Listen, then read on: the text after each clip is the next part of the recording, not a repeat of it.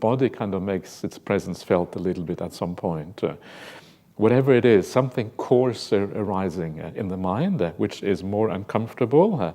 And then what you have to do then is you just have to kind of remind yourself where progress happens. Progress happens by attending to the most refined aspect of something, the joyful, the happy aspect, the peaceful aspect. That is where meditation happens. So you come back to that. And then the discomfort should go, or the coarseness should go, whatever might be the right translation at this particular point. Then the next of these upakilesas is excessive energy. So while meditating, excessive energy arose in me, and because of that my stillness fell away. When stillness falls away, the light and vision of forms vanish. Suppose a person was to grip a quail too tightly in their hands, it would die right there. And then I will make sure that none of these defilements arise in the mind again. None of these corruptions arise in the mind again. So excess of energy, this can often be like you are maybe trying a little bit too much. The simile here gives the sense that you are trying too hard. You are gripping the nimitta a little bit. You're not relaxing enough. You're not sitting back and allowing things to be. But you are just kind of you're starting to hold on a little bit. You're afraid of losing it. And of course, the moment you are afraid of losing it, that's when you lose it. It's interesting, isn't it, how our trying to make things work often are very counterproductive, and they destroy our ability to actually stay with things. So instead of being fearful of losing it, it's okay if you lose it. And if you're okay with losing it, then the fear will not arise. Fear is always about some kind of desired outcome in the future. But if we are open to any kind of outcome in the future, then it's okay. And so you learn just to sit back and relax. You don't grip it. You don't use the energy of the mind. You don't force the mind. You don't kind of make any artificial effort. And then the meditation goes well. The idea here, the deeper the meditation is, the more refined the effort has to be. The less gripping you can do, because the gripping tends to destroy the meditation. The holding on itself is a coarseness of the mind that stops the meditation from working properly. So you just enjoy the ride. Enjoy being the passenger. Don't be the driver. It's fun to drive, but actually it's much more relaxing to be the passenger. Like I was saying the other day about being a monk, you are the passenger as a monk in the car. And after a while, you don't really want to drive anymore. It's just so much more relaxing to be the passenger. The driver gets tired. It's the driver that gets road rage. The passenger, whatever, cars come in front of you. Okay, no worries, please come in. The driver doesn't like it when the car kind of cuts in front. What? I will get 5 seconds later to my appointment because you cut in front of me. You can't do that. It's really silly when you think about it, because it doesn't really make much difference. And so you relax. You let go. You are a passenger. You just enjoy the view. Whatever happens is okay. That's kind of the idea here. And then the next one, while meditating, overly lax energy arose in me. So this is like the opposite, is when you don't really, it's like you stop caring a little bit about the meditation. You get maybe so used to the nimitta that you kind of, not really so interested anymore. And this can happen because sometimes if you go beyond the nimitta, if you go into the jhanas, for example, then you already have something better that you're looking forward to. And maybe the nimitta is losing some of the interest to you. Actually, it's hard to imagine losing interest completely, but it's not the same as it used to be. And so you don't attend to it with the same interest as you should have. So you have to be interested in it, you have to attend to it, but without gripping it, without attaching. If you are kind of all over the place, you're not really interested, of course, it is not going to work out for you. So again, it's this middle way here, this kind of attentive without really relaxing, a natural attention, an attention because you see it as beautiful, because you know this is the only thing really worthwhile attending to. And then it becomes natural. If you know that the five sense world and the will and all of these kind of things are coarse, unreliable, uncertain, and then you start to understand that this is far superior, then you stay with that instead of getting kind of sidetracked and not losing your attention or whatever. And so then you don't get this problem with energy being too lax. Just like everything in Buddhism is the middle way. Everything in Buddhism is about finding that balance. And when you find that balance, that's where you find the ease, the comfort. Everything is just right when you come to that middle way. We tend to be very bad at finding the middle way. And the main thing that gets in the way is usually the ego. The sense of self is what destroys the middle way. The self tends to be a bit extreme, and that's part of the problem.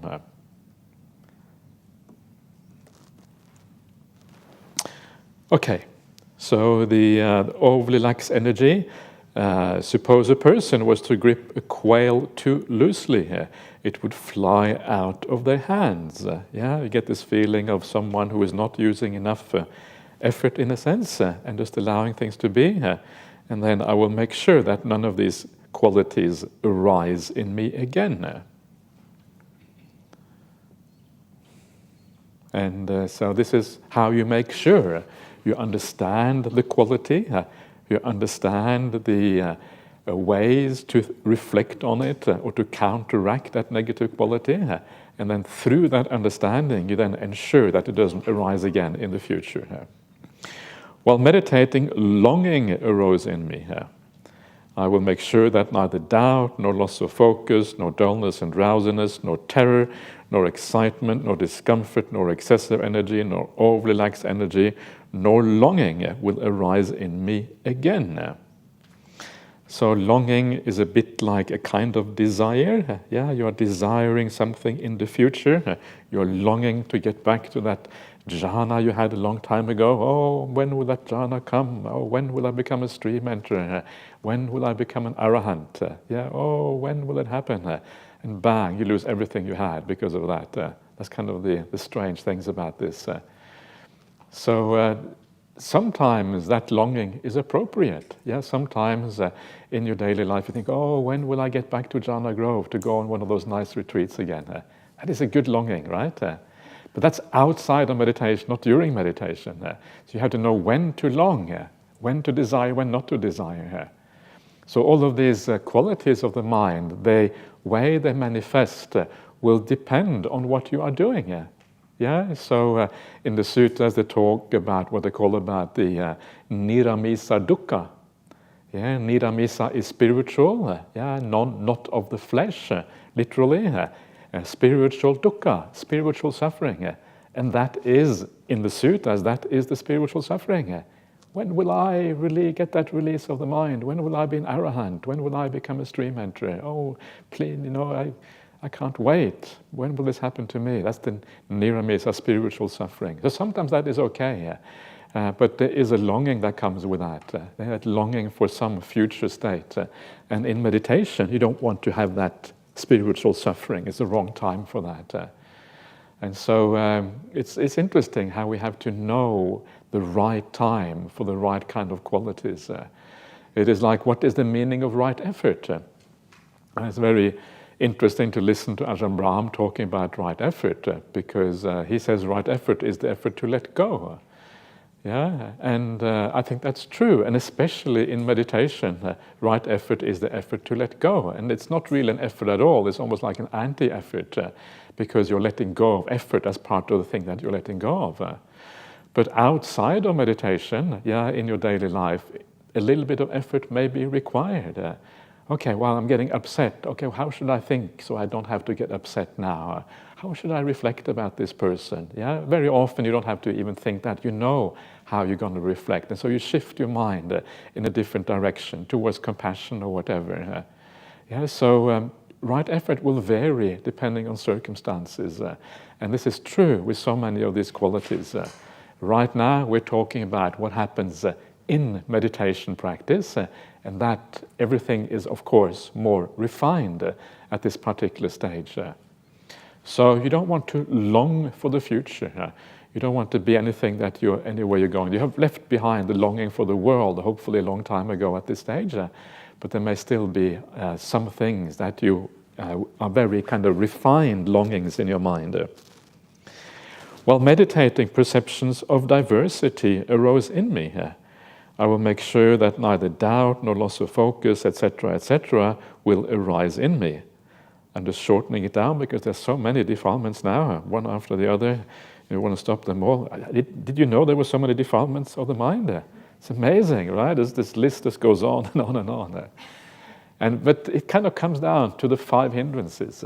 This is important. So these are kind of various manifestations of the 5 hindrances. It's like a deeper analysis, if you like. And so the Buddha is here kind of pulling out the most important ones. Of course, you could make this even more refined. You could kind of keep on multiplying defilements endlessly because there are variations and sub-variations and sub-sub-variations. Just like in the suttas, there are commentaries, there are sub-commentaries, there are sub-sub-commentaries. And then the latest commentary is my commentary right now. That is the latest commentary. That's the most dodgy one of all. Because there's some truth to that, I just don't say that just to make it. I'm making a real point. We are kind of getting further and further away from the word of the Buddha in many ways. So these are presumably some of the most important ones. That's why the Buddha talks about them. And perception of diversity is a very important one. Because now what we are trying to do is to unify the mind. We're trying to kind of bring the perception together as simple as possible. We cannot really, when you enter samadhi, diversity becomes impossible. This is the idea with words like chittassa ekaggata. Ekaggata literally means one peak or one point. Agga is a peak. Aggata is peakedness. Eka is one. Ekaggata, one-pointedness of mind. And so one point means that there is no diversity in the mind. And that non-diversity should then remain for a long period of time. And that's why, like Ajahn Brahm talks about the idea of one-pointedness in time. Because it goes on and on and on. It's not just one moment. It is something that goes on for a long period of time. This is the idea of samadhi. And so if there's a slight diversity in your mind, it stops that ability. It's the same thing when you're watching the breath. When you're watching the breath, you want to just watch the breath if you can. Diversity means that there's a bit of thinking coming in, there is a sound coming in, there is whatever disturbance, whatever is not the breath. That is the diversity at that time.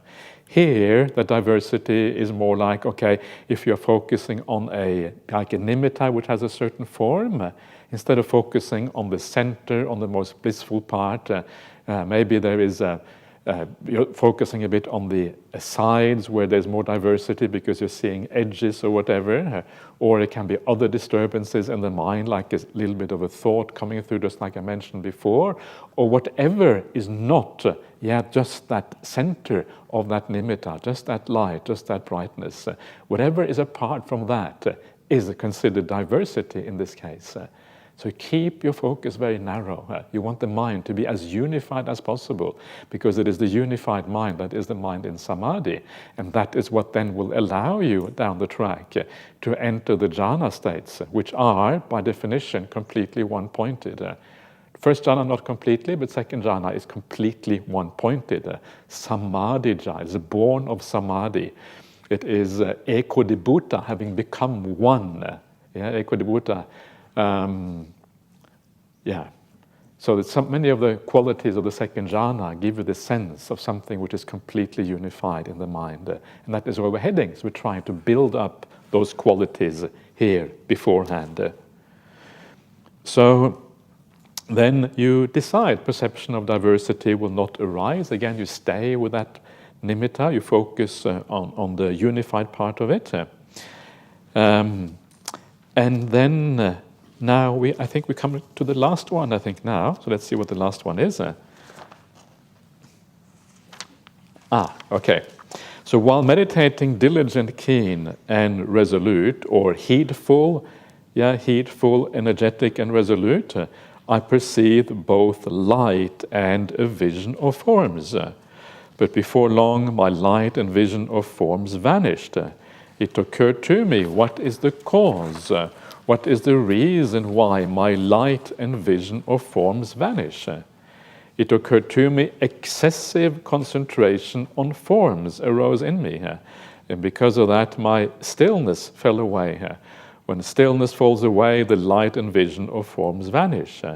I will make sure that neither doubt, nor loss of focus, nor dullness and drowsiness, nor terror, nor excitement, nor discomfort, nor excessive energy, nor overly lax energy, nor longing, nor perception of diversity, nor excessive concentration on forms will arise in me again. So excessive concentration of forms, the word which is concentration here, I think is something like upanijayati or something like that. Something like that, can't remember exactly now, but something like that. And what this word actually means, it means something like staring. You are staring on the form. In other words, you are being a bit one-sided. You are kind of more interested in the form than you are in the light, for example. You're taking an interest in the form. You're staring at that, and that becomes your main interest. But the main kind of importance here is not so much the form. The form is kind of helpful because it helps you to keep the focus in a certain way. But the main thing here is the beautiful aspect of the experience. And the beautiful aspect is the form, is the brightness of the mind, the bliss that comes with this. That is what is really important. And the form is not really what gives rise to the bliss. It is the light and the brightness that is an aspect of the bliss, if you like. And so you want to stay with that. Otherwise, you're going to lose it if you have too much interest in the form and not enough in the light and the beautiful part, the beautiful aspect of your meditation. So you can see how all of these things, they kind of come back to one thing, and that is to stay with that nimitta, stay with that image in the mind, stay with the light, stay with the beauty, make it simple, center your attention on this, don't allow it to kind of float in different directions or whatever, and enjoy the experience, delight in this beautiful experience. This is what this really is about, and the more you delight in it, the more this will develop gradually according to the details we saw before in the Anapanasati Sutta, the mindfulness of breathing. It becomes more and more joyful. You are gladdening the mind. Abhipamojayang chittang. Abhipamojayang is the gladdening of the mind. This happens automatically as a result of this process. If you can avoid these upakilesas, avoid all of these pitfalls, the gladdening will happen. It just becomes brighter, more and more enjoyable. And after a while you think, where is this going to end? What's going to end? Brighter and brighter, what's going to happen? Am I going to explode? Can I take any more of this? What's going to happen? I like the way that Ajahn Brahmali says, can I take any more bliss? Because the bliss is just so much. That's a kind of beautiful way of thinking about it. Isn't that great? If that is the only problem you have, can I take all this bliss? You are doing pretty well in life, if that's kind of your problem. And so you just allow this thing to develop in this way. It becomes more and more joyful, more and more happy. And also the other part here is the samadhahang chittang, the stilling of the mind. It's the same thing. These two qualities coming together, becoming more and more still, more and more peaceful, more and more unified, more and more joyful, more and more energetic, more and more mindful, more and more clarity.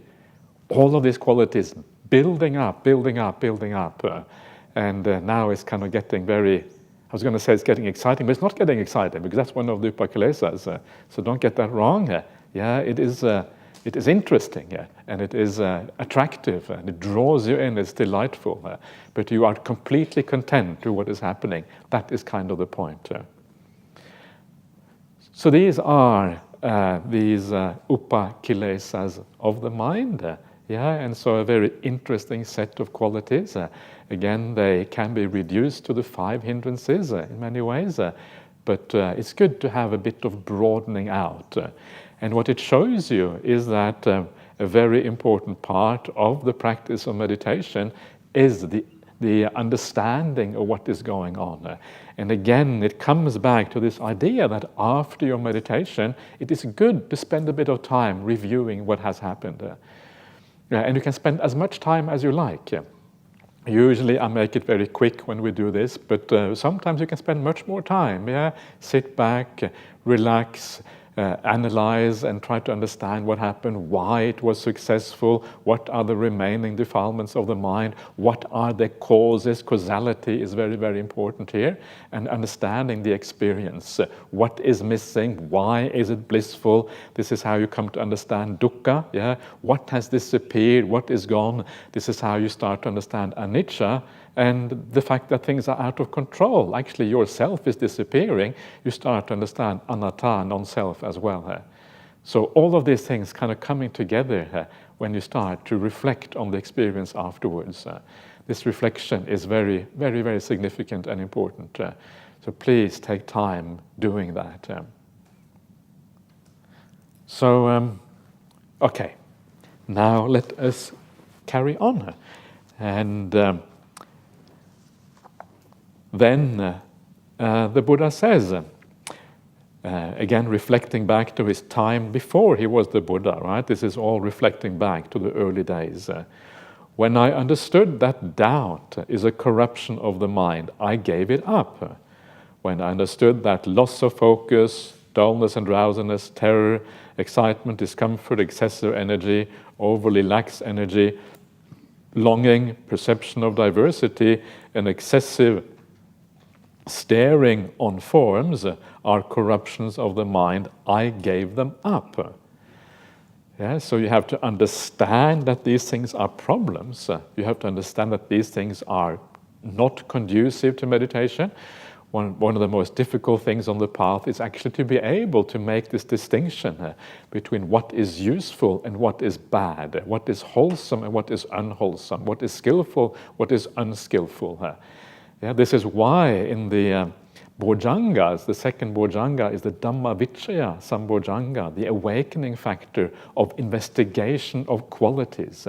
This is what this is about, the investigation of qualities, the dividing the world into the positive and the negative, that which is conducive and that which is not conducive. And then once you understand something is bad, something is detrimental, well, that is when you have the motivation to give it up. So seeing that it's bad is usually the most important thing to begin with. And a lot of the contemplation in life is about understanding what is negative, what is detrimental. While meditating heedful, energetic and resolute, I perceived light but did not see forms. And I saw forms, but I did not see light. And this went on for a whole night, a whole day, even a whole night and day. I thought, what is the cause? What is the reason for this? It occurred to me, when I don't focus on the foundation of the forms, but focus on the foundation of the light, then I perceive light and do not see forms. But when I don't focus on the foundation of the light, but focus on the foundation of the forms, then I see the forms and do not perceive light. And this goes on for a whole night, a whole day, even a whole night and day. So the Buddha is then asking, why is it I see only one of these aspects, and not the other side? And this is kind of interesting, because the point here is that you want both, ideally. You want both the light and the form. You don't just want one of them. The forms without the light is just not powerful enough. It doesn't have the joy, it doesn't have the interest. And the light without the form is often not easy to focus on, because it's not clear what you're supposed to observe, what you're supposed to focus on. It is too diffuse in a sense. And so the ideal meditation object is where you have both the light and the forms. And that is why the samadhi nimittas, as we call them these days, here just called light and forms, are ideal for progress in meditation and for taking you all the way into the jhana states. They are powerful, they are interesting, they are delightful, but it's also quite clear what you have to focus on there. And so here the Buddha is telling us that you should have both in combination, not just one. Why is it that you have one but not the other? Because you focus on the foundation of one but not the foundation of the other. What is foundation? And the Pali word is, I believe, nimitta. I keep bringing this laptop in every day, but it just sits there, useless. Now I'm going to use it. So just so that my laptop makes some merit. Make some. So now this is your chance. So let's see. It doesn't want to be reborn as a laptop, it tells me. It wants to be reborn as something more high. So we'll give it a chance. So where are we?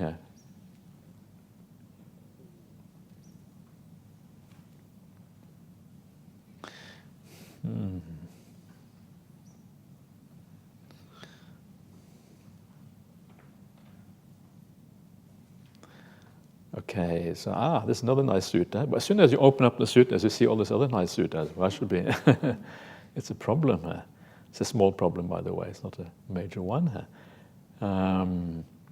So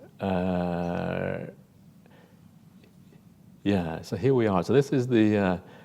Here I've got the Pali and what it says. The foundation of forms is the.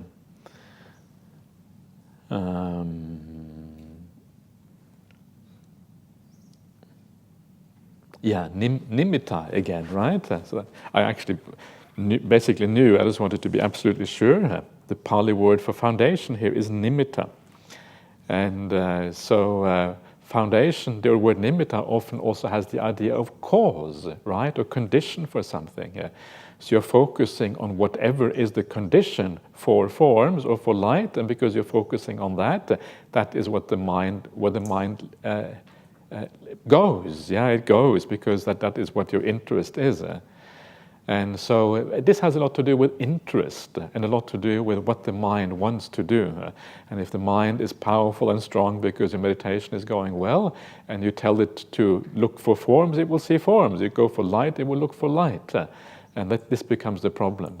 And so what you do then is that you have an idea of where you want to take the mind, and then the mind tends to follow along as a consequence.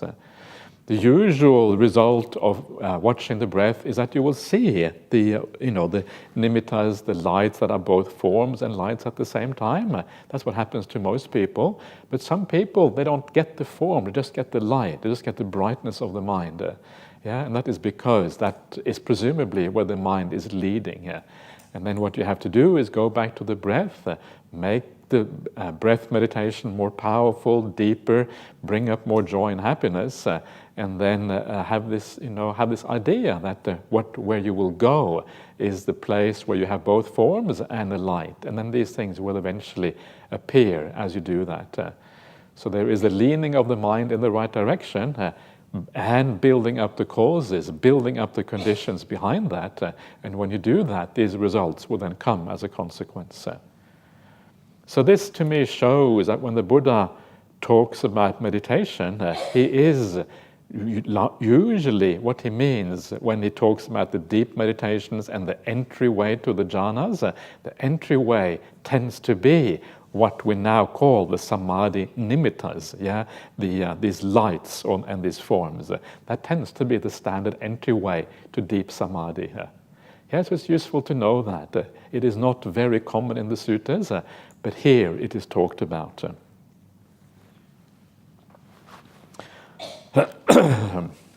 Okay. While meditating diligent, keen, and resolute, I perceived limited light and saw limited forms. And I perceived limitless light and I saw limitless forms. And this went on for a whole night and a whole day, even a whole night and day. I thought, what is the cause? What is the reason for this? It occurred to me, when my stillness is limited, my vision is limited.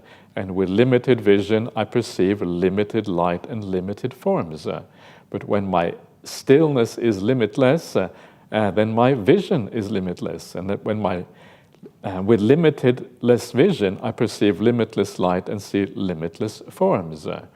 And this goes on for a whole night, a whole day, or even a whole night and day. And so here, the Buddha is basically saying that you want to have that samadhi as deep as possible. The deeper the samadhi, the more unlimited is going to be your mind. You want to have a mind that is as unlimited as possible, because a unlimited mind is the mind that sees deeper into the nature of reality.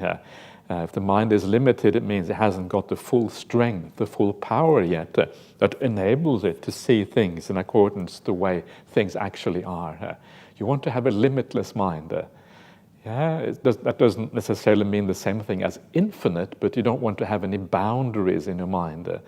And a samadhi that is limited is usually a samadhi, how it's described in the suttas, is that you have like a vision that is,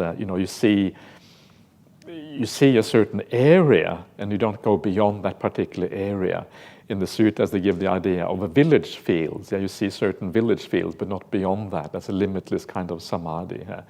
But again, you want to bring it out so it becomes limitless. And limitless usually refers to the idea of the jhanas, because at the moment when you enter a jhana state, all boundaries or limits kind of seem to be gone. Bang, they disappeared. And that is where this idea happens. And so this is just about deepening the samadhi, deepening and deepening and deepening, until one day it kind of goes all the way into these very, very profound states where you go into an altered vision of reality. You go from the kama loka into the rupa loka. The kama loka is the world of the five senses, and then you enter the rupa loka, which is normally called the realm of form. And the realm of form, that is the jhana states. And beyond that is the arupa loka, the world of a formless world. That is, again, way, way down the track. And so this is what we are trying to achieve here. And this is how kind of this gradually works.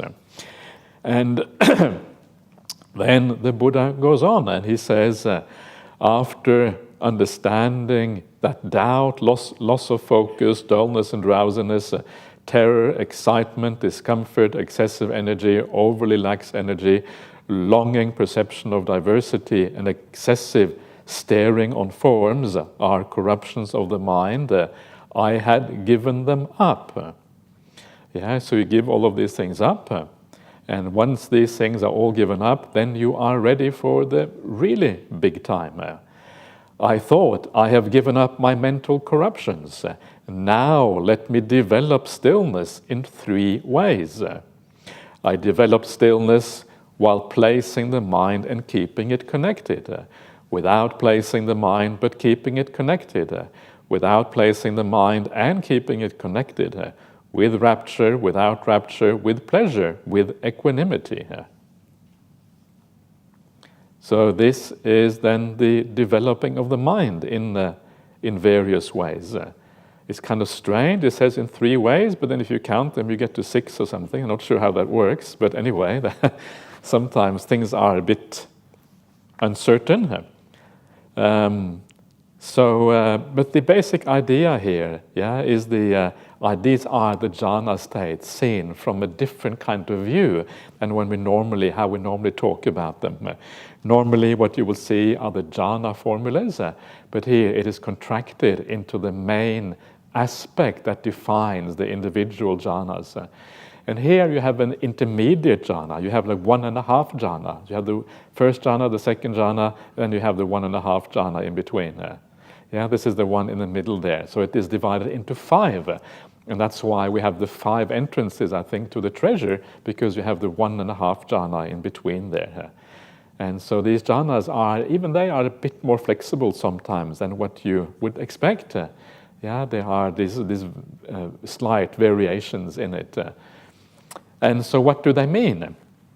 And what they mean is that the first one here, just very briefly, I'm not going to go too much into this because now we're getting into the very deep states of samadhi. And for most people, this is kind of down the track, but maybe some of you will get there. So then you have the first one is place stillness while placing the mind and keeping it connected. This is the savitaka, savichara. Yeah, placing the mind is savitaka. It's like the vitaka is in ordinary speech, it's thought. Yeah, it is a thinking. But in terms of the first jhana, it is just the mind which goes towards the object, the mind which kind of moves towards the object. Here, the object is just the bliss of the meditation. So it's a movement towards the bliss.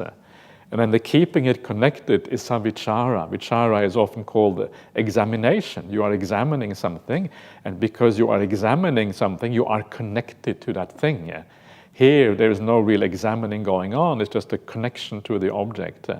And so the mind kind of moves towards it, holds on to it a little bit. Yeah, this is at this point is completely automatic. This is not something that you do. The mind does it by itself. You're just observing the mind doing this stuff. And so this is kind of the nature of the first jhana. Yeah, Ajahn Brahmali often describes this as the wobble of the mind. It's a little bit wobbly. There's just bliss, but there's a slight movement going on within that bliss. And that is what it is. This is about. So savitaka savichara, vivekaja piti sukha. The piti sukha, the rapture and happiness born of viveka. Yeah, viveka here is the seclusion of the mind. Yeah, you are secluded from, what are you secluded from? From a lot. There's not much left at this particular point. Very little left. Yeah, you are secluded from the majority of things in the world, the things inside of you. The majority of the five khandhas has already disappeared. As you come to the first jhana formula, the first jhana formula always starts with vivicheva kamehi, vivicha akusalehi dhammehi. Vivicheva kamehi means separated from the five senses. Kamehi, the plural of kama. Kama means like desire, desire in the five sense realm. Kamehi in the plural refers to the five senses. Separated from the five senses, separated from akusalehi dhamme, akusala, unwholesome, unskillful dhammas, in other words, qualities. These are the five hindrances, yeah? So this is what you are separated from, the five sense world and the five hindrances.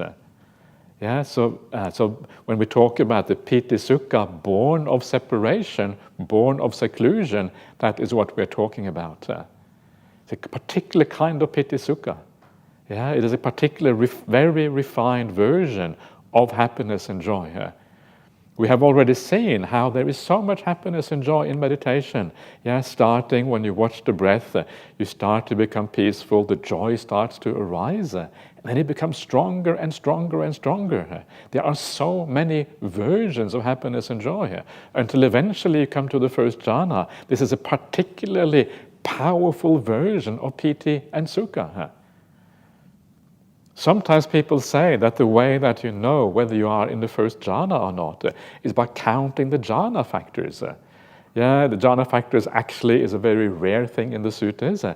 It occurs in the, I think the Chula Vedalla Sutta, or is it the Mahavedalla Sutta? One of those, Majjhima 43 or 44. I can never separate those suttas. There are some things that you're always confused about for your whole life. Isn't that true? Whether the meditation begins at 7 or 7:30 is one of those. The other one is whether the five jhana factors belong to the Majjhima 43 or 44 is another one of those. So it occurs very rarely in the suttas, and yet somehow it is very common in the Buddhist world to make much out of that. Yeah, if you have the five jhana factors, that's how you know whether you are in the jhanas or not. But that is too simplistic, because the jhana factors are piti sukha, yeah, vitaka vichara, and ekaggata. Okay, vitaka vichara just means thinking. It can mean anything. Yeah, if that is your requirement, it's a very, very low requirement. But it is a very specific kind of vitaka and vichara, which is in the first jhana. It's not just any kind of vitaka vichara, because then you'll be in jhana all the time if it was any kind of vitaka vichara. And obviously, If we are in jhana all the time, then it's not a superhuman quality. It is not a distinction in knowledge and vision worthy of the noble ones. It is not a meditation at ease. It is not the footstep of the Buddha. It is not all of these wonderful things by which the jhanas are described in the suttas. So it must refer to something very specific, something very refined, something very delightful, something that draws you in. And so vitakka vichara, what it refers to here, is the very last remnant of the movement of the mind before it is abandoned completely in the second jhana, which is avitakka, avichara, without vitakka, without vichara. So we have to be very careful how we interpret these things. The same thing with piti and sukha. Piti and sukha, they start to arise very early on. You feel the joy in meditation, the rapture, you feel the degree of happiness. But this is not enough for you to decide that you have the first jhana, because again, they come in a large number of varieties. The piti sukha we're talking about in the first jhana is a very, very lofty one. It specifically has the name Vivekaja Piti Sukha, and that should alert us to the fact that this is a particular kind of Piti Sukha, not just any kind. You make it more and more refined, more and more peaceful and beautiful until you achieve something sublime, something beyond the ordinary world. That's the whole point of calling it Uttari Manusa Dhamma, a quality beyond ordinary human beings. Or beyond human beings, quite literally. Uttari Manusa, superhuman. Super in English means like beyond, outside, superhuman. And so this is a very important point. Otherwise, this is when you get to these kind of ideas that, people go into jhanas all the time and they achieve all of these things. Apparently there is a couple of guys in the United States. It's always in the US. Why is it always in the US, right? And I don't know why it is, but it's always the US. Maybe because they're good at advertising themselves. You always see them, They kind of always out there. So in the US, you have this couple of guys called the Jhana Bros. Straight, just the name kind of tells you straight away it's going to be a bit dodgy. But anyway, so the Jhana Bros, they go around and teach you jhana, and they say, we will teach you this method. You can get into the jhana in 20 minutes, no problem. This is kind of the idea. Everyone can get into jhana. All you need is these 5 jhana factors. Everyone can do it. And of course, you know straight away it is not real jhana. Obviously, it is not. And this is one of those things about the world, is that most people are very highly deluded about what is jhana. It is not just in the US, it's everywhere. This problem arises because we're all human beings, we're all the same ultimately. And so we have to be very careful, because if you get these ideas wrong, if you misunderstand what is real samadhi or not, you will not make it to the end of the path.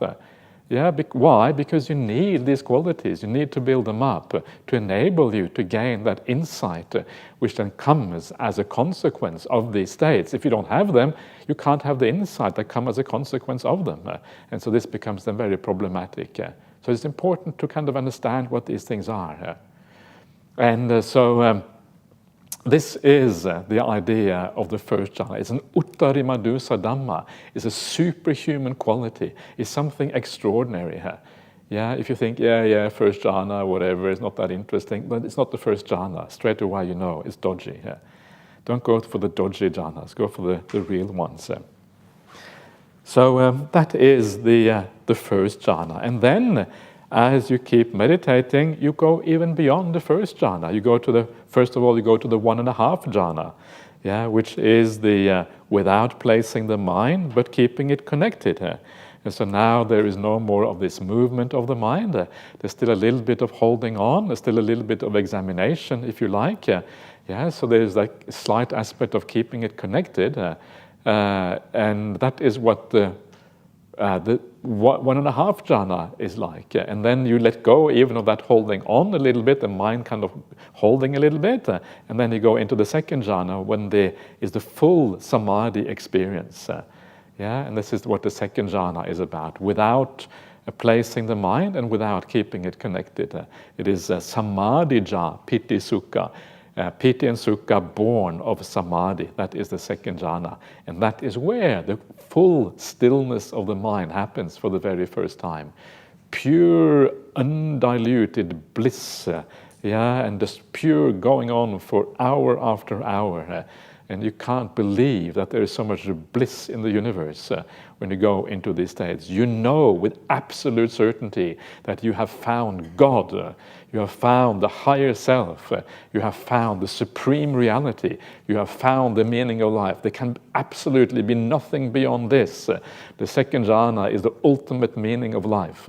And that is what you would think if you were not a Buddhist. But because you are a Buddhist, because the Buddha came along and said that actually, even though that's what you think, actually there is something more even beyond that.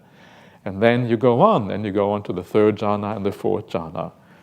And so then you have the idea of the with rapture. The with rapture here is another word for the first jhana and the second jhana, because the has rapture has piti to it. Then you have the without rapture, and the without rapture is the third jhana and the fourth jhana, because you have given up piti. With pleasure here is, I think, sukha. I think it is sukha. Let's have a quick look so I don't say anything bad. It's actually not sukha, it's sata, but I think sata here is just another word for sukha. It's using a slightly different vocabulary here.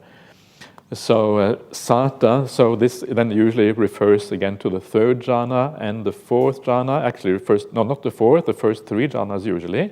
And then with equanimity is usually the fourth jhana, and sometimes also the third jhana. So you can see this is a slightly different way of classifying the jhanas according to the qualities they have. This is what this is about. So this is what is all there ahead of you. Waiting to be achieved, waiting to be realized. And it is really extraordinary that these things even exist in the world.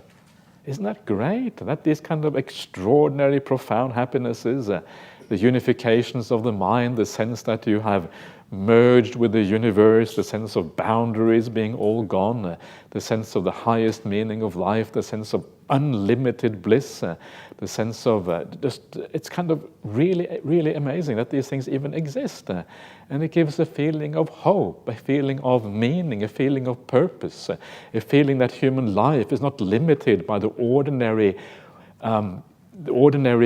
dukkha and suffering and problems and issues with ordinary life. If this was all life was about, it would be unbearable. But the very fact that life has a spiritual dimension like this, that is what makes life really interesting. If you want to do something that is truly interesting in the world, if you want to be on a truly exciting and interesting journey, if you want to be an explorer of the real meaning, what is really interesting in life, this is what we should be doing. This is the most interesting thing that anyone can be doing with their life, moving towards these things. And if you're not there yet, then at least you have some glimpse of what is going on. And that glimpse, whether that is a glimpse through your own experience or just glimpse because you have faith and confidence in these teachings, that is often enough to kind of move you forwards, move you in the right direction. This is kind of, I don't know, just reading about this is uplifting, let alone experiencing it. Then the Buddha says, when I had developed stillness in these ways, the knowledge and vision arose in me. My freedom is unshakable. This is my last rebirth. Now there are no more future lives. This is the result of this kind of samadhi. The result is you become an arahant. This is the arahant. This is the fully awakened person. This awakening arises out of these experiences of samadhi. And this is one of the few places in the suttas where there is nothing about remembering the past lives, nothing about understanding karma, but you go straight to arahantship. This is where this comes from. That is what the Buddha said. Satisfied, Venerable Anuruddha was happy with what the Buddha said. So, there you are. That is the amazing Upakilesa Sutta. And I feel a bit bad about not reading the whole sutta, only taking an extract. but it's just that every year we have to do things slightly differently, because I find with myself, if I do things too much, too often, and remember I teach many retreats, many different places, and so I need a bit of variety just to see things in a new light, and that's often can be very useful. So a little bit of change is always nice. So that is great. We're still not finished with talking about meditation practice. There's one more sutta I want to have a look at. It's called the Mahanama Sutta, coming up next with Mahanama. And this particular sutta with Mahanama is all about how to give rise to joy in meditation.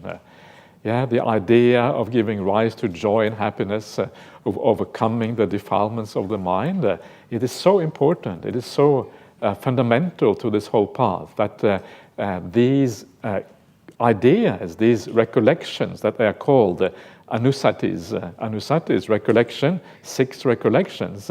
These are the foundations very often in the suttas for giving rise to these positive qualities of the mind. And there is 6 such qualities. I'm just going to mention them very briefly now because we are running out of time. So there are 6 such ways of reflecting, and they are respectively the Buddhanusati, the recollection of the Buddha, or to be more precise, the recollection of the qualities of the Buddha, which is very interesting. And as always, there is a kind of sequence here. Everything in the suttas is sequential. So the recollection of the Buddha is in many ways the most powerful one. So if you are able to do that and find some joy in the idea of the Buddha, then that is actually very, very useful. Then you have the Dhammanusati, which is the recollection of the teachings of the Dhamma. The Sanghanusati, which is the recollection of the Aryan Sangha, the noble people. Which is a little bit more tangible because the Buddha seems to be far away, whereas noble ones, maybe the noble ones still exist in the world. I don't know what you think, but we'll talk about this later on. And then we come to even more tangible things, like the tangibility of the Silanusati, the recollection of your own virtue, the recollection of your own spiritual qualities, because this is very tangible because we know how we live our lives, and this then ties together all the earlier factors of the path with the meditation, and then it starts to become very, very obvious why the early factors of the Noble Eightfold Path, why they are so important, and why you really want to purify your sila, your virtue, to the maximum. It becomes very, very obvious when you start to see how all of this fits together. Then we have the Chaganusati, which is the recollection of your generosity, which is then separate from the sila, which is in many ways even more powerful, very more immediate. Why? Because when we do an act of kindness or generosity, very often you can feel the joy from that very quickly because it kind of is very immediate in many ways. So again, it shows us the importance of being generous on the Buddhist path. And the last one is a very interesting one. The last one is the Devata Nusati, the recollection of the deities, the recollection of the devas. And I don't know if that makes any sense to you. I guess it depends on your background and your upbringing and whether you have been a Buddhist for a long time or not. But I find this is a very fascinating kind of recollection. And in many ways, I think it is a kind of a simple one. Once you have an idea of the devatas, it's quite simple to visualize these beautiful people and then realize that you too have those qualities in you as those devatas have. And that's kind of very uplifting in a very simple and straightforward way here. So it is now 9 o'clock here. So we're going to stop there. So please keep on having a good time, keep on enjoying yourself, and also have a nice lunch. And we'll see you back again at 3 o'clock.